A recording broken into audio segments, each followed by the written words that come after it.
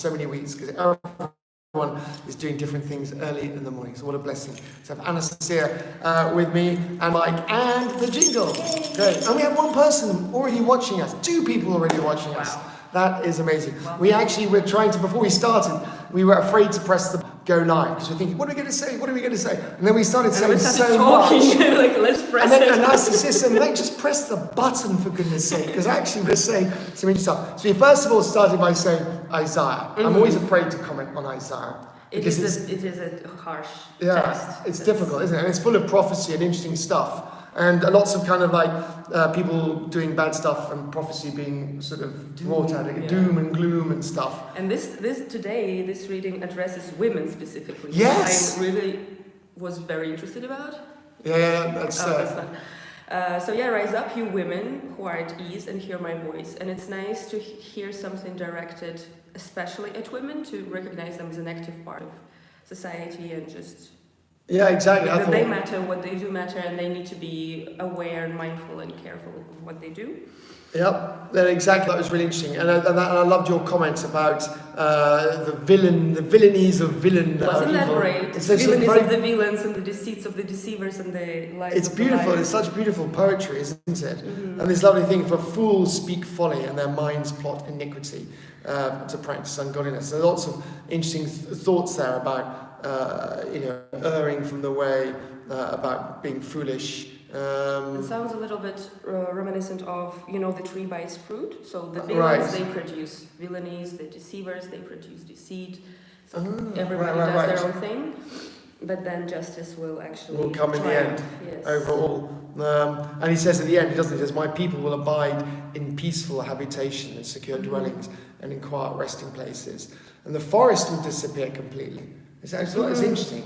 Because forests are kind of... right? And it talks, then justice will dwell in the wilderness. And the wilderness is such an interesting topic throughout the Bible. It's a path of repentance and getting ready to accept God's blessing, but also, for Jesus, it was a time of fasting and also preparation.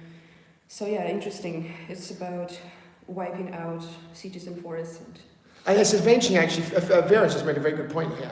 And thank you very much, Vera. She says, the first part of Isaiah, according to a reference, talks about the coming of Christ. King will reign in righteousness. Yes. Of course, the very opening line there. Mm-hmm. And because so much Isaiah is about the coming of Jesus. Very much about and exactly, and she says, but this part reminds people to keep their hearts and eyes to the Lord for his help and mercy, especially in times of difficulty. It's a good point, So don't, when things are difficult, still keep a watch out for the Lord. It's great.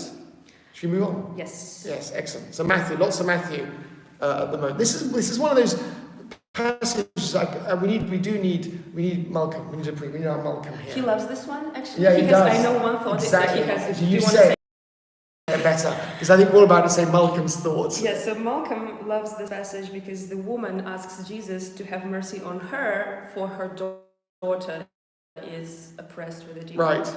And so he loves this, and I remember him talking a number of times on the way.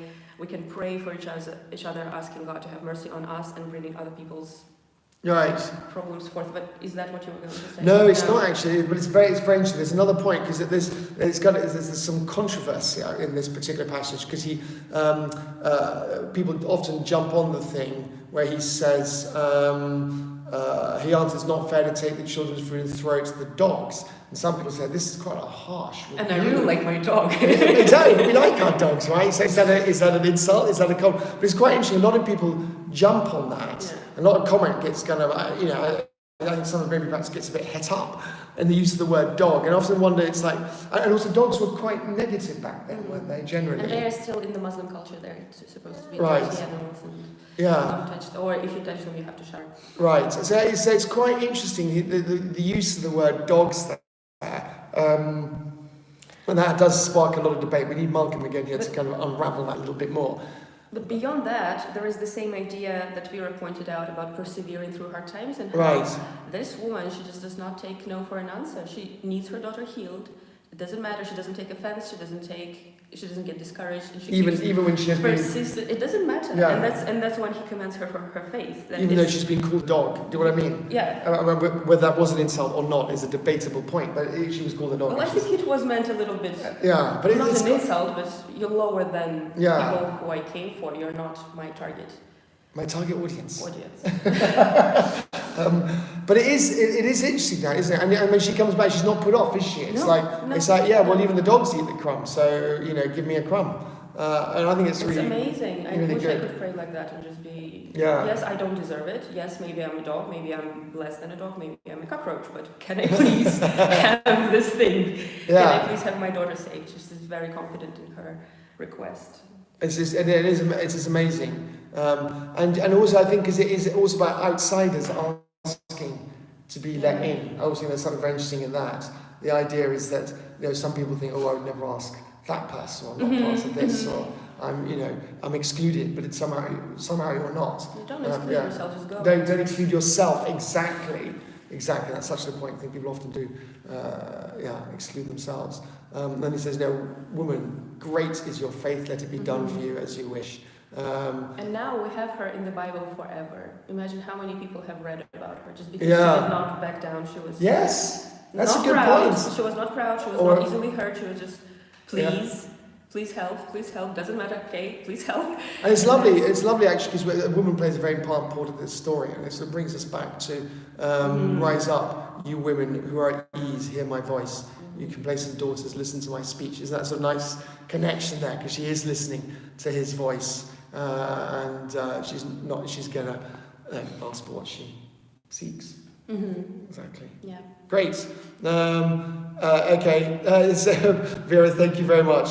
No more comments on Matthew. Vera, thank you. Just want to emphasise how great the lady's faith is. Yeah, lovely, and the fact that this women thought connects our passages today from Isaiah to Matthew. Anyway, great. I think that's enough wibble from the pair of us. So lovely to be back. It's great. Even 3 people are watching. I can't think why you're watching us, but 5 of us here. There's 5 of us here, exactly. So lovely. So great. Oh, of course, Vera's out there and various others. So have a fantastic Thursday, and we hope we can do this again whenever we're blessed to have more than one of us here in the chapel. Have a lovely day today. Great. Okay. Bye. Super stop. Here we go.